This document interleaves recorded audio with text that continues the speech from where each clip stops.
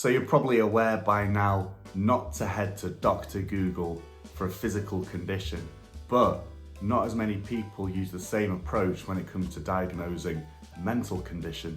So let's get straight into today's video. Do not self-diagnose a mental condition. So the first reason is pretty self-explanatory. You are not qualified to give yourself an accurate self-diagnosis. So I'm not being mean when I say that. I don't know a lot about cars, so I take my car to the garage for them to tell me exactly what's wrong with it.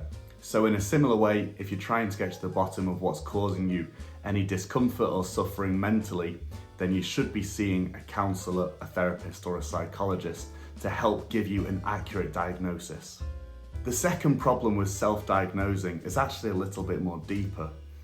When you head to Google and you type in the symptoms or the sensations which you're experiencing, and it comes up with a possible solution, it's very easy to become identified and to buy into that label. And then you inherit this self-fulfilling prophecy of, I'm just an anxious person, I'm just a depressed person.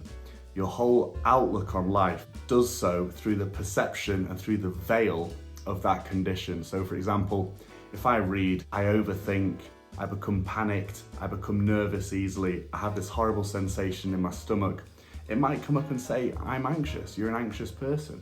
So now every situation which I perceive in life, I'm perceiving it through the veil of anxiety. And if we go even deeper, we can see that identifying with a label is actually part of the human condition. It's part of the ego. So your conditioned mind sees this label as a possession.